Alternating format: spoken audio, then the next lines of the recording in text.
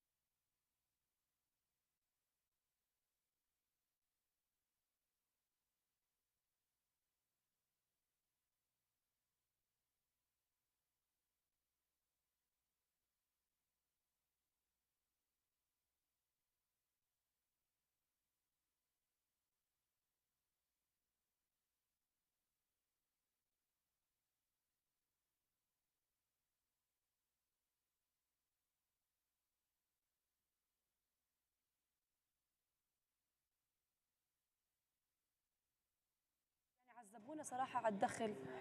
بتعرف نحن من الساعة 7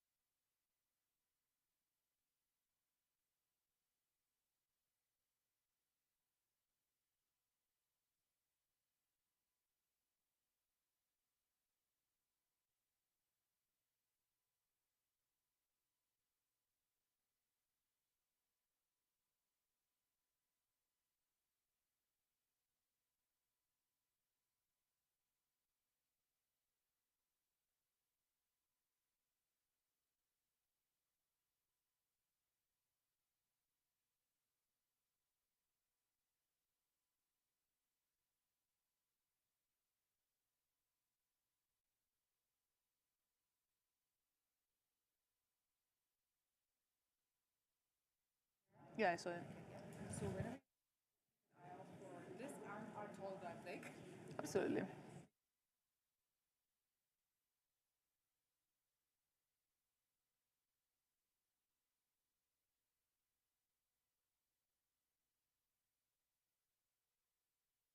Awesome. Oh, good.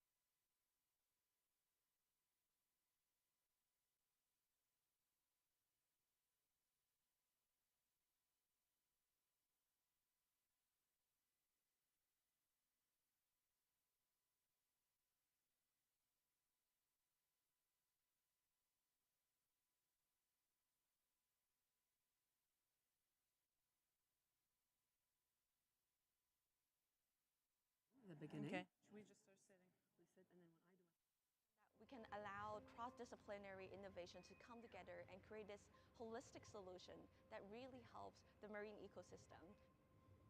I'm a scientist by training because I've seen a small patch of coral community disappear in Hong Kong firsthand as a diver. One of the problems that corals are facing is that the natural recovery is being outpaced by climate change. And what we do is that we want to give coral a kickstart. This is the world's first 3D printed reef tiles that's made from clay. And these are the pockets where we can put corals on top. With this solution, we're able to secure over 95% coral survivorship after 3 years, which is at least 4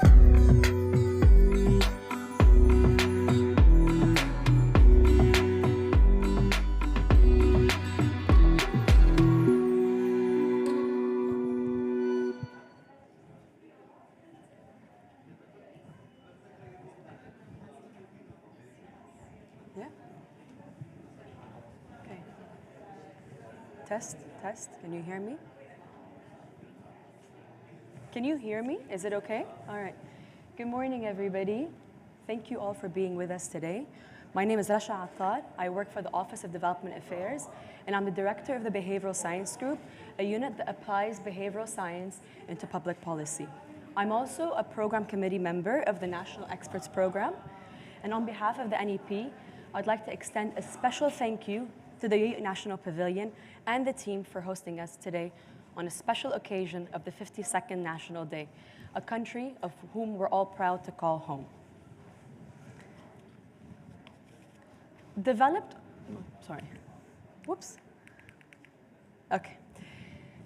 under the direction of His Highness Sheikh Mohammed bin Zayed, the President of the UAE, the National Experts Program is a launchpad for professionals who wish to play a deeper role in their sectors and the transformation of their sectors that are key sectors in the UAE economy.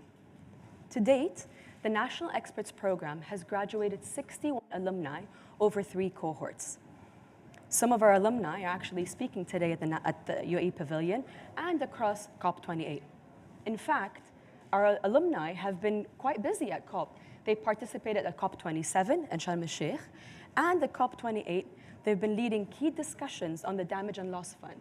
Congratulations on the landmark agreement, by the way. And they've been playing key roles in discussing with G20, G7, and acting as liaisons with UN FCCC.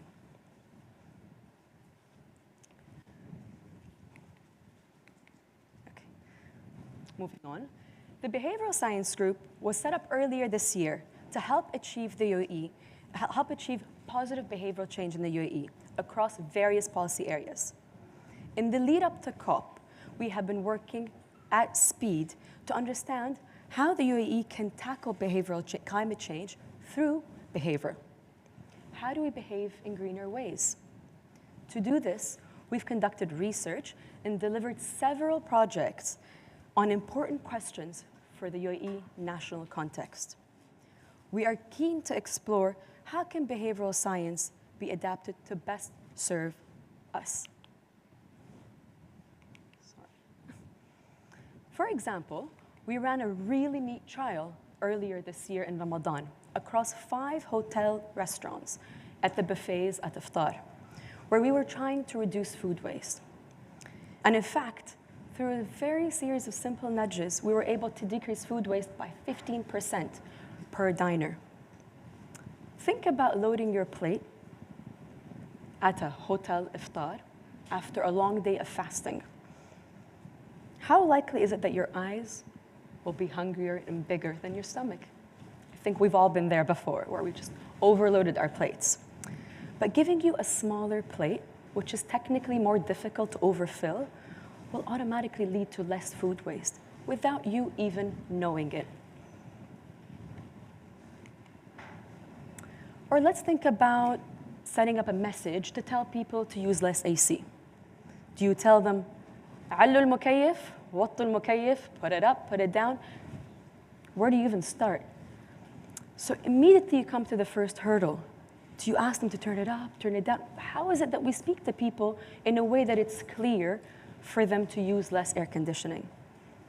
So through empirical, rigorous work, we discovered that actually giving people clear instructions on setting the temperature to a specific degree is actually what works best for our local audience.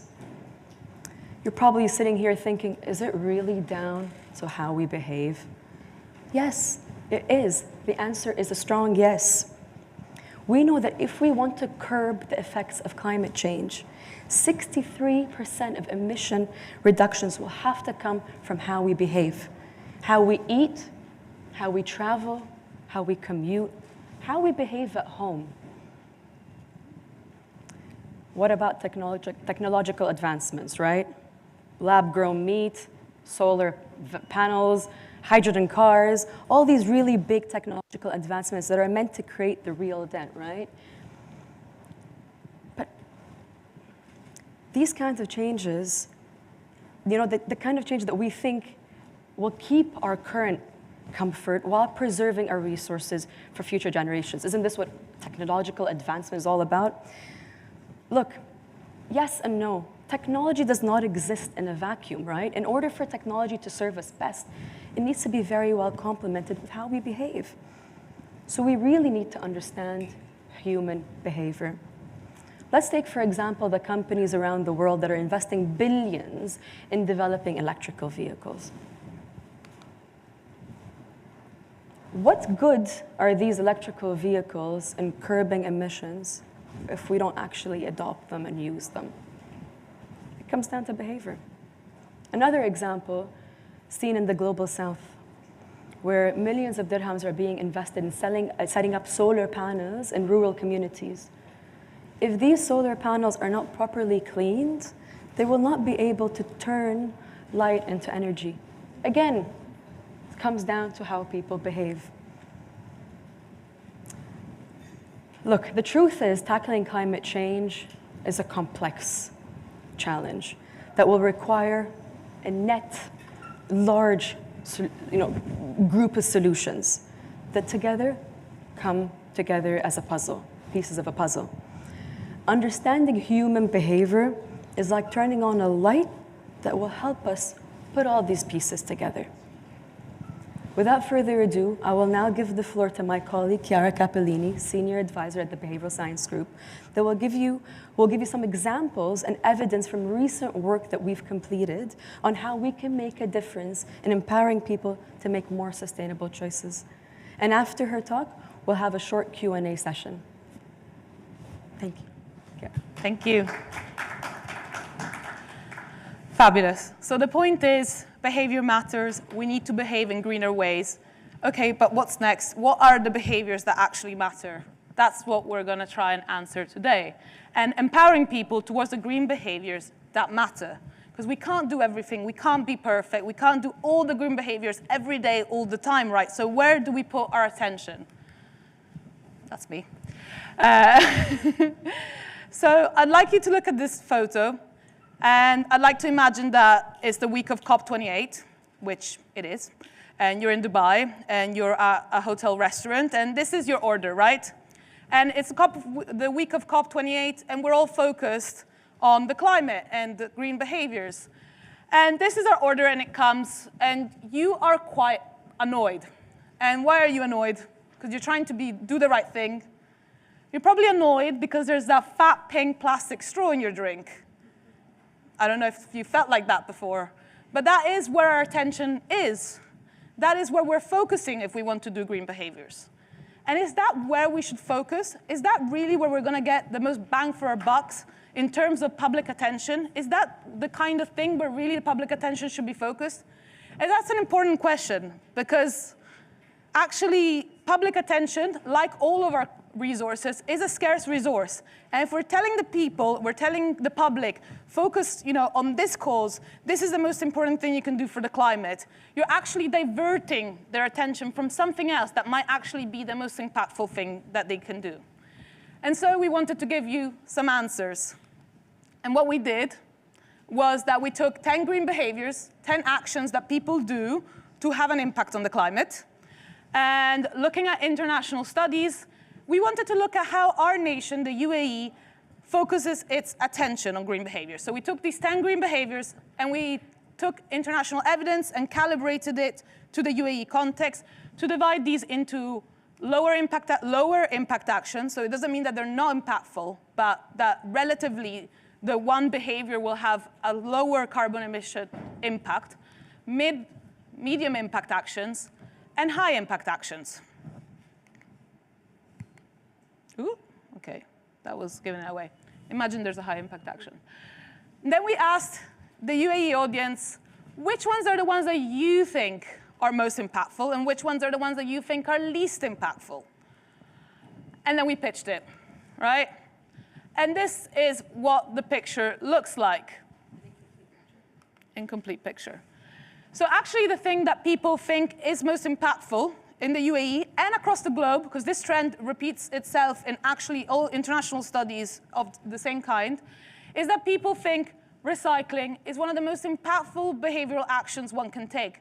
But actually, in terms of one item you recycle, the carbon emissions that has is very minimal in comparison to other things you could be doing for the planet.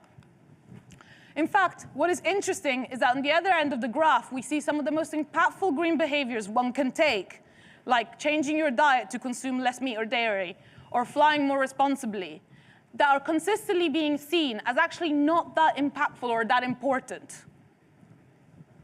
And essentially, this builds a picture where we're saying that a lot of our public attention is being focused on those behaviors where we're not getting the bang for our buck. And where should public attention be directed? And that's not surprising, right? we scroll through social media and we see the turtle swimming in a sea of plastics. And that's probably called, grab the public's attention, because it's quite a picturesque image. And it's harder to kind of create an appealing documentary about switch to an electric vehicle. But we should be careful about these decisions. We should be careful about these narratives. We should be careful about how we talk about environmental behaviors. Because, as I said, public attention is scarce. And we need to make sure it's directed to the things that matter most. And I'm not saying recycling is not important. It's a really important thing. But people know it's important. People find it easy, according to our study. So it means that in terms of public awareness, the job is kind of done there. We need to give people practical solutions to recycle. We need to give them the infrastructure to recycle. They know it matters. But then when we talk about how we direct people's attention, we need to direct it to the actions which actually are not seen to matter. That's where our awareness-raising job really lies. To make us calibrate better, to make us understand how each of our action actually affects the climate. Going back to our burger, I hope that, essentially this is not a sad story. It's not a bad story. It's a good story. It's just a story about saying, kind of as policymakers, as people who speak about the climate, we need to be careful to help people really understand what matters that is an empowering thing, because then people will know that one behavior I'm doing, I know that I'm choosing this one thing that I'm doing because it's actually calculated to have more climate impact. And you're going to focus on what matters. And you know that maybe skipping that one beef burger a week is about as much as saving 6,500 plastic straws in terms of your climate impact. It doesn't mean that we're not going to eat meat anymore. It doesn't mean that we're not flying anymore. But it means that when we think of our life and we think of our behavior and how we behave, we have a knitted, clear picture of where our attention should land to be empowered to make green choices. All right, fabulous. Thank you very much.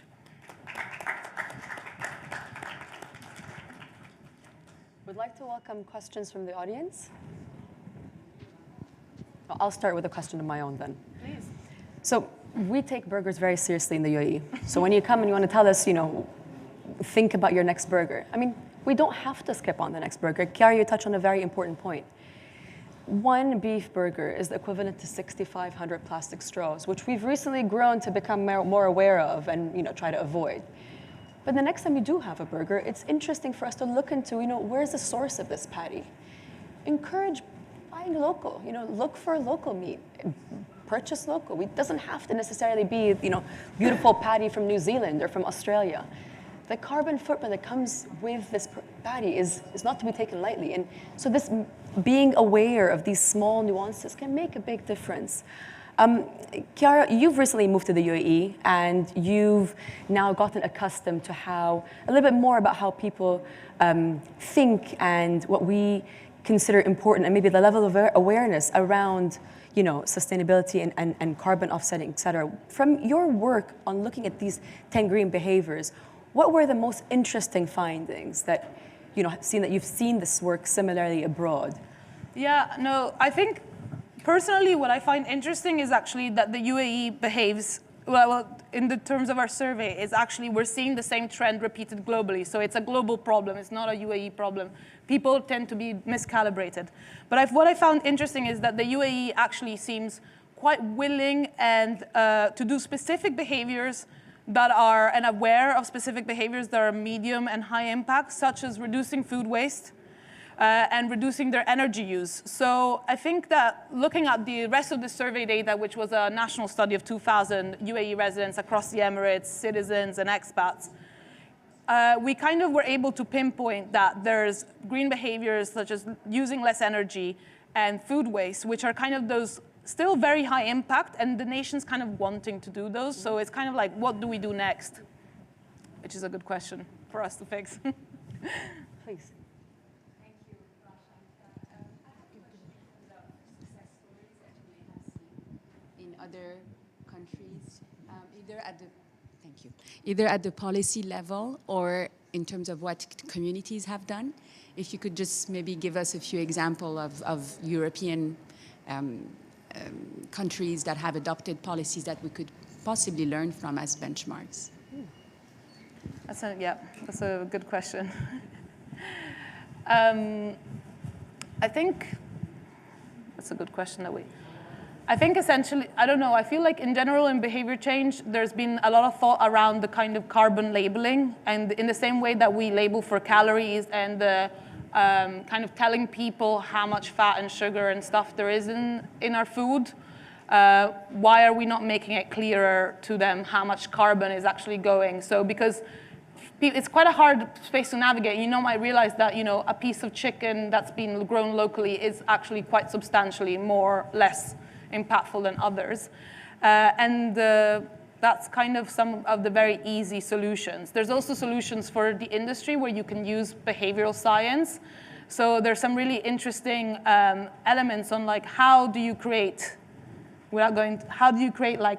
taxes at the right point around carbon so that basically the whole industry is like, oh, I don't want to hit that specific tax ceiling.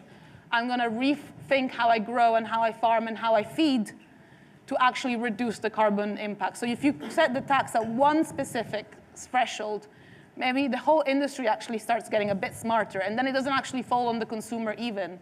The consumer's just kind of eating in the background, yeah. And it's very similar to the sugar tax where suppliers had to reformulate all their products so that they don't hit that label. Exactly. That's been done in the UK. It was done at TAC. So in the UK, they were trying to get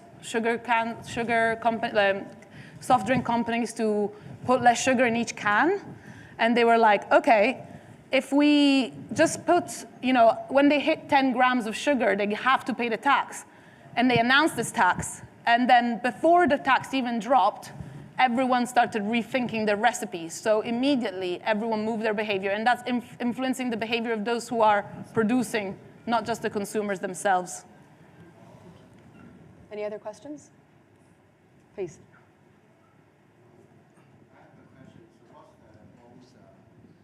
Most effective channels I'm sorry, the most effective channels to deliver the message so that can create the behavior change, because like you are serving like a bunch of people, right. Lots of people, and how you can deliver this message to those bunch of people in a most effective way. Sometimes you may be to C or to B, or what kind of channel will be the most effective way?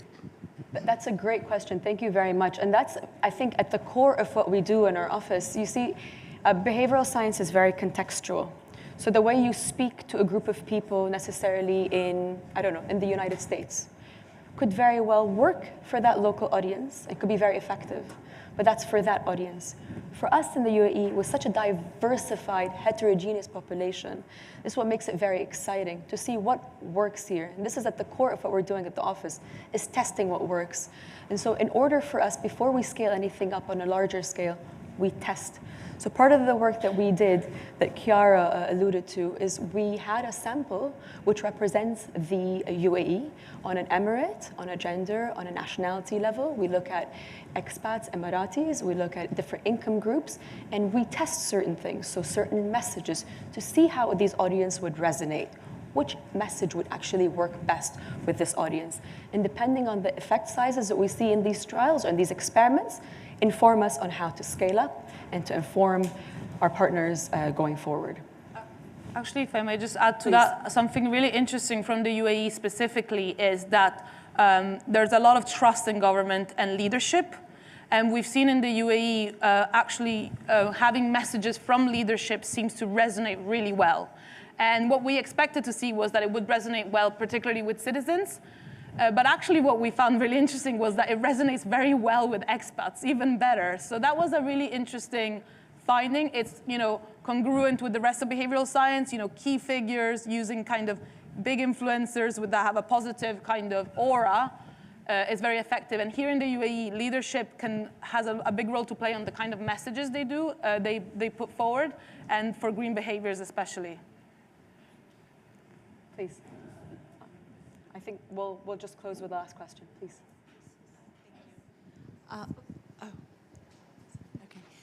Thank you. Thank you so much. I love this presentation. I'll never look at plastic straws the same way. What about kids, the younger generation? Have you done any research, or are there messages that we could take home to our families, or that governments or teachers and educational systems should start thinking about, sharing with the younger population? Since they're consumers, they're not producing. Yeah. Of course, and they're the consumers of tomorrow, and they're the leaders of tomorrow. Thank you for this very important question. So we personally haven't done anything on or with kids yet. It sounds like we're experimental subjects, but it is definitely a topic of high priority and interest. And we know with a lot of the partners that we are working with, schools in particular are priority areas, because they understand that delivering these key messages, putting these learnings through to younger audiences is what fosters this lifelong behavioral change, fostering this change of perspective, change of doing things. So it's definitely being looked at. It's being done on various different areas, whether it comes to food waste, climate change, sustainability. It's definitely being looked at, but we haven't done anything particularly on the children's sample per se. Yeah, there's one insight from this research. We were oversampling for the youth because we wanted to try and see how the youth behaves. And across the globe in these similar studies, we see that the youth is a lot more likely to change diets, We didn't see that in the UAE. So that was an interesting finding for us in general. Like, we didn't see the same kind of willingness to change diet in the UAE as in the youth. We're talking, you know, adults 18, but 18 still plus. 18 to 25. So that's, for us, like an interesting challenge from a behavioral perspective is like, why is the young generation in the UAE not so propense to change diets, which is one of those really high impact behaviors. A small other interesting finding was that we actually see in the UAE that the elder generation tends to be the stewards of resources, and they tend to be very frugal and very environmentally minded. And actually, there's a unique challenge here of like, how do you trickle and maintain those values across generations in the UAE that kind of elder generations have? And how do you maybe use kind of leadership or the voices of kind of who has lived, who's seen the country transition to bring that message home to the younger generation?